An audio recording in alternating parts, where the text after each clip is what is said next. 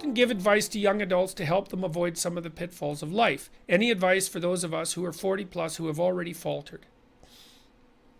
Look, first Graham, this is Graham.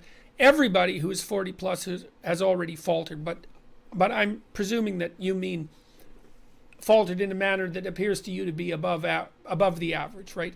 Well, what I would really recommend is, I think that you should, if you haven't already, you should go do the future authoring program and maybe the past authoring program too, because you should figure out exactly how you faltered.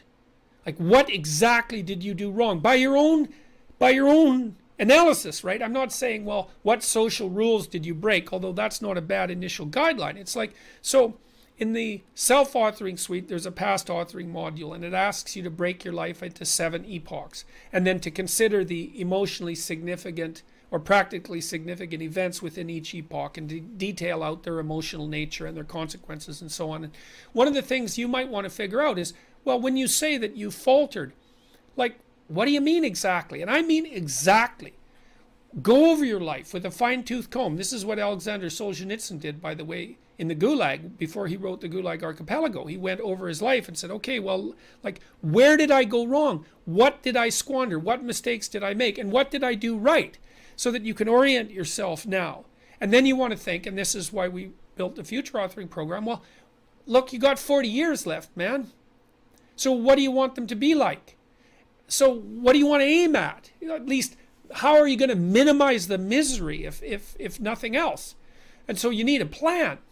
And then what you need to do is to figure out how to work day to day so that you incrementally approach that plan. So I have another chapter in this new book called Compare Yourself to Who You Were Yesterday Rather Than to Who Someone Else Is Today. And that's really a useful psychological stance for someone who's 30 and over in particular. 20-year-olds can still kind of compare themselves to other 20-year-olds because all 20-year-olds in some way are the same.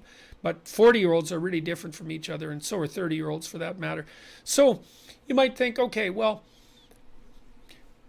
here's a meditative strategy for ceasing to falter.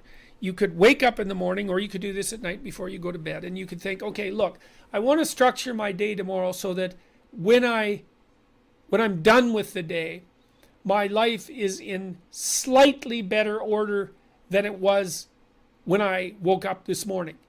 It's just slightly better, because incremental progress is massively, massively effective, because it bears exponential fruit, just like a bank account.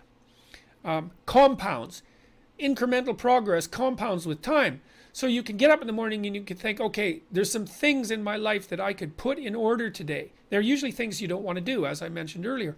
What could I do today that would help put my life in order that I would do?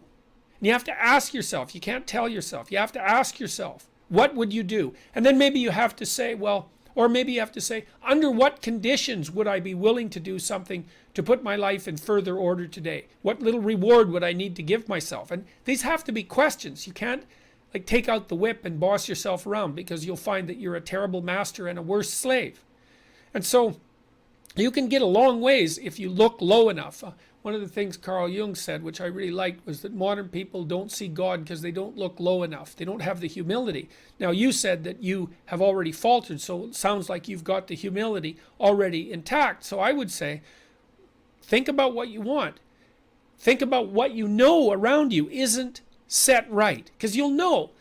Make a list of things that around you that aren't right, and then start thinking about small things you can do, like trivial things that even a fool like yourself could manage, that would orient you in the right direction and help straighten out your life. And try that for a year before you decide that you're a failure, you know?